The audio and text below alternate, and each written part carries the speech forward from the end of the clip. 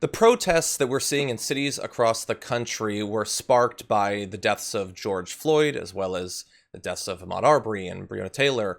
And those are all things that we're focusing quite a bit on. But we're also seeing come to light in recent weeks other deaths of people under police custody, and the details of some of those are truly shocking. And I want to welcome onto the show right now a candidate who has been calling for more transparency in some of the aspects of one of these deaths, the deaths of Javier Ambler. Joining us on the show now is a congressional candidate for the 31st District of Texas, Dr. Christine Mann. Welcome back to the show. Thank you so much for having me. Thank you for joining us. So this was a death that happened in Austin. I don't know to what extent it's yet national news, but can you fill us in a bit on what makes this case sort of unique and what you're calling for as a candidate? Yeah, there's several aspects to this case that are troubling. The gentleman in question who died under police custody was pursued because his bright lights were on, and that was the reason for the pursuit. And he was pursued through Austin and into Williamson County, which is one of the counties that I will be representing when I am elected. And when police got him out of his car, they were insisting that he was resisting arrest. He was explaining to them that he has a health condition called congestive heart failure. They tased him multiple times. They told him, or he kept telling them he couldn't breathe, that he had congestive heart failure.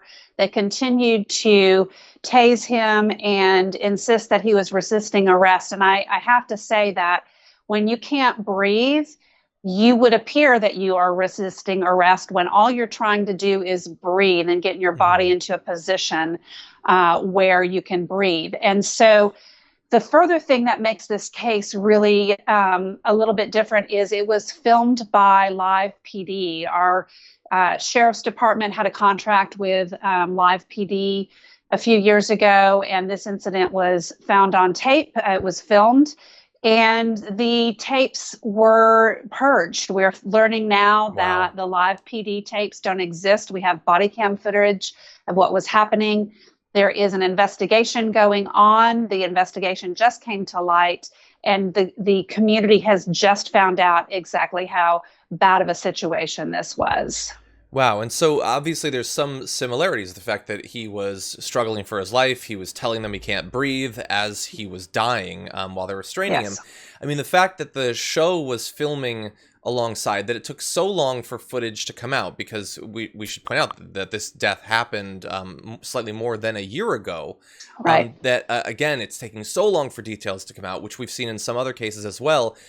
But I guess there's no way for us to know what the alternative angle of the footage of the Live PD would have shown.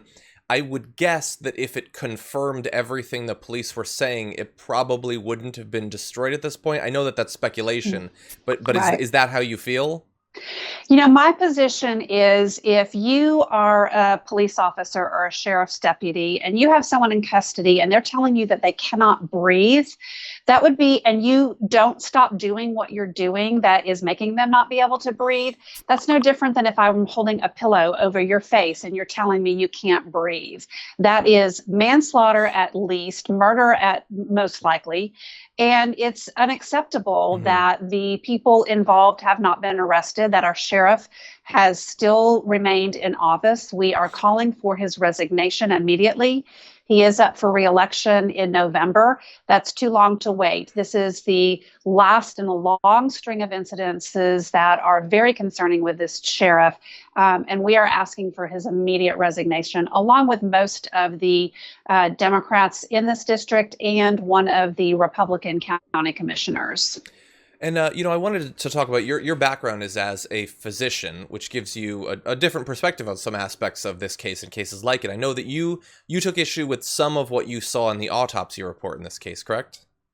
Yes, it is unacceptable to not be very clear that this man wouldn't have died if he hadn't been treated this way under police custody. Just because you have a pre-existing medical condition doesn't mean it's okay to put you in a position that is going to hasten your death. He would be walking around alive. And these autopsy reports, both his and George Floyd's, are raising all sorts of red flags in the medical community. We are discussing this behind the scenes about how autopsy reports are coming out that don't explain that, sure, people have underlying conditions. All of us, almost all of us do. But the reason that he died is because of the treatment at the hands of the sheriff's deputies. Yeah. And so, I want to thank you for talking about this case. People need to know about this, especially considering the time we're in. But I know you also, as we introduced you are a congressional candidate. You're facing a runoff primary on July 14th. That date was pushed back because of the pandemic, the other situation that affects all this. So, in terms of the large, like zooming back a little bit, issues like this, I know that you're calling for the sheriff to resign. If you find yourself in Congress, what is going to be your approach to these sorts of issues? What would you like to see done nationally? What we are doing is elevating the voices of people who have been doing the work on police reform for a long time.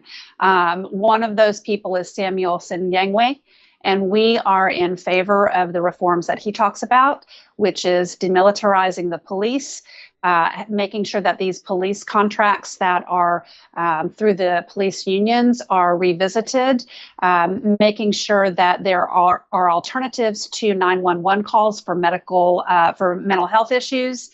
It falls under the umbrella of what people are saying when they say defund the police. Mm-hmm. And so there's a way to take the resources that are being used by police departments and reallocate those resources into community projects that will make all of us safer. It's been done before. It was done in Camden, New Jersey, with great success. Not only did police violence go down, but so did crime in that area. So these are proven methods to make everybody safer, including every community, and to reduce police violence. Okay. Well, thank you very much for sketching out your platform in that area. Mm-hmm. If people would like more details about your campaign, where can they find that?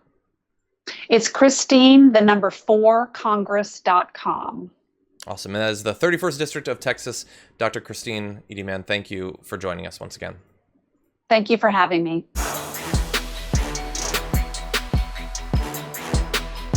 For more political news breakdowns, interviews, stories of activism, and me trying my hardest to care about the occasional big celebrity news story, subscribe to our YouTube channel at youtube.com/The Damage Report. And you can ring the bell wherever it is so you don't miss anything.